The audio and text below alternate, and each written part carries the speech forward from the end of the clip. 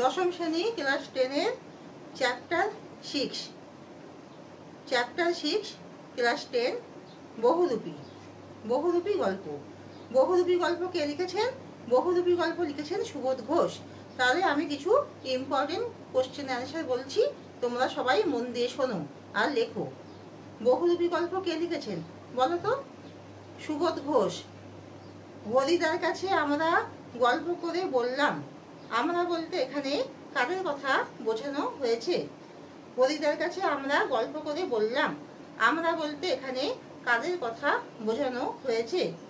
এখানে সুবোধ ঘোষের বহুরূপী গল্পের অংশে এখানে আমরা বলতে স্বয়ং গল্পকার, এখানে আমরা বলতে স্বয়ং গল্পকার ও তার বন্ধু ভবতোষ অনাদি ছাড়াও অন্যদের বোঝানো হয়েছে। স্বয়ং গল্পকার ও তার বন্ধুদেরকে বোঝানো হয়েছে। বন্ধুদের নাম ভবতোষ, অনাদি এবং আরো অন্যান্যরা আছে। হরিদার কাছে লেখক ও তার বন্ধুরা কি গল্প করেছিলেন? হরিদার কাছে লেখক ও তার বন্ধুরা কি গল্প করেছিলেন? হরিদার কাছে লেখক ও তার বন্ধুরা গল্প করেছিলেন যে হিমালয়ের এক উঁচুদরের সন্ন্যাসী, হিমালয়ের এক উঁচুদরের সন্ন্যাসী জগদীশ বসুর বাড়িতে 7 দিন ছিল। জগদীশ বসুর বাড়িতে 7 দিন ছিল। তার বয়স 1000 বছরেরও বেশি। তিনি বছরে একটি মাত্র হরিদুকি খান। আক্ষেপ করেন হরিদা। হরিদা কেন আক্ষেপ করেন? হরিদা কেন আক্ষেপ করেন? হরিদা জগদীশ বাবুর বাড়িতে আসা সন্ন্যাসীর মাহাত্ম্যের কথা শুনে তার পায়ে ধুলো নিতে চান। হরিদা জগদীশ বাবুর বাড়িতে আসা সন্ন্যাসীর কথা শুনে তার পায়ে ধুলো নিতে চান, কিন্তু সন্ন্যাসী চলে যাওয়ায় হরিদার সেই ইচ্ছা আক্ষেপে পরিণত হয়। হরিদা যখন শুনলেন যে জগদীশ বাবুর বাড়িতে একজন উঁচুদরের সন্ন্যাসী এসেছেন, খুবই উঁচুদরের সন্ন্যাসী, তার বয়স 1000 বছরের বেশি, এমনকি তিনি বছরে একটি মাত্র হরিদুকি খান, তখন তার পায়ের ধুলো নেওয়ার জন্য তিনি খুবই ব্যাকুল ছিলেন। কিন্তু পায়ের ধুলো না পাওয়াতে এবং সেই সন্ন্যাসী চলে যাওয়ায় তিনি খুবই আক্ষেপ করেন। বাহ, এ তো বেশ মজার ব্যাপার। মজার ব্যাপারটা কি? বাহ, এ তো খুব মজার, এ তো বেশ মজার ব্যাপার।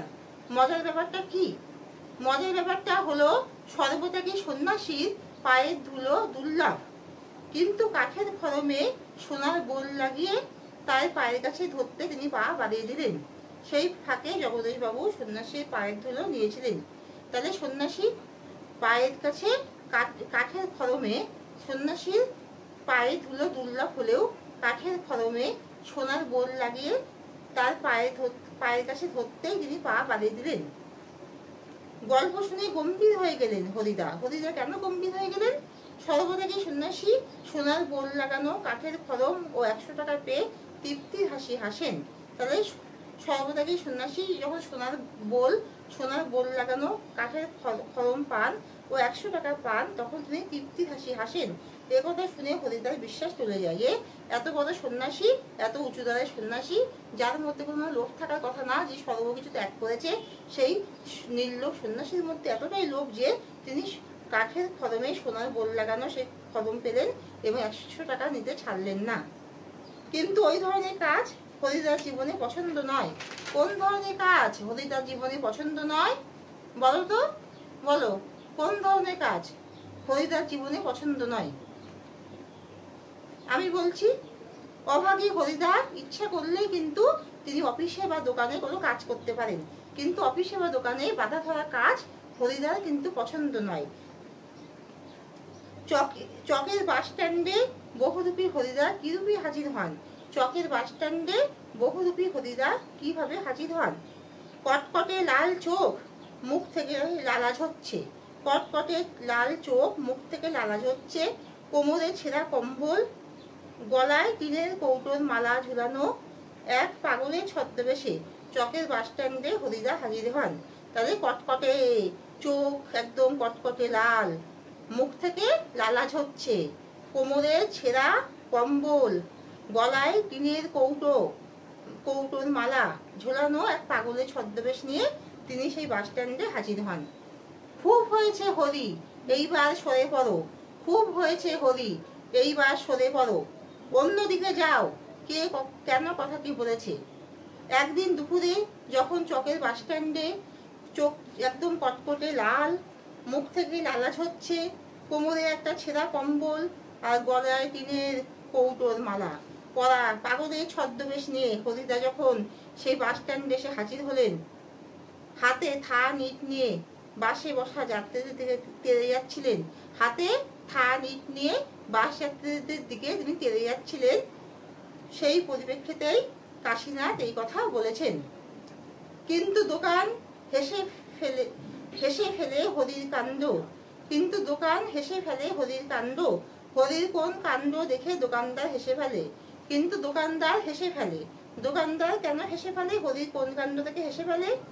এক সন্ধ্যায় বাইজি ছদ্মবেশে হরিদা শহরের পথে ঘুঙুরের মিষ্টি শব্দ করে হেঁটে চলে। নতুনরা অবাক হলেও দোকানদার হরিকে চিনতে পেরে হেসে ফেলে, কিন্তু দোকানদার হেসে ফেলে হরির কাণ্ড দেখে। দোকানদার কেন হরির কাণ্ড দেখে হেসে ফেলে? এক সন্ধ্যায় যখন বাইজি ছদ্মবেশে হরিদা যাচ্ছিলেন, বাইজির ছদ্মবেশ নিয়ে হরিদা যখন যাচ্ছিলেন, তখন তার পায়ের ঘুঙুরের মিষ্টি শব্দে তিনি হেঁটে চললেন। নতুনরা অবাক হলেও দোকানদার কিন্তু হরিদার এই ছদ্মবেশী রূপ দেখে তাকে চিনে ফেললেন।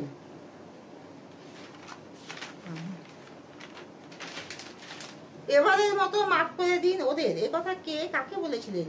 এবারের মতো মাফ করে দিন ওদের, এ কথা কে কাকে বলেছিলেন? সুবোধ ঘোষের বহুরূপী গল্পে দয়ালবাবুর লিচু বাগানে যখন পুলিশের ছদ্মবেশে হরিদা স্কুলের 4টে ছেলেকে ধরেছিলেন, তখন স্কুলের মাস্টারমশাই এ কথা বলেছিলেন। তাহলে এবারের মতো ওদের মাফ করে দিন, এ কথা কে বলেছিলেন, কাকে বলেছিলেন? সুবোধ ঘোষের বহুরূপী গল্পে দয়ালবাবুর লিচু বাগান, সেই লিচু বাগানে যখন পুলিশের ছদ্মবেশ নিয়ে হরিদা সেখানে গেলেন এবং স্কুলে 4টে ছেলেকে ধরেছিলেন, সেই ছেলেদেরকে ধরেছিলেন, তখন স্কুলের মাস্টারমশাই এ কথা বলেছিলেন যে এবারের মতো ওদেরকে মাফ করে দিন। তাহলে এখানে শেষ করছি। তোমরা সবাই লাইক আর সাবস্ক্রাইব দিও।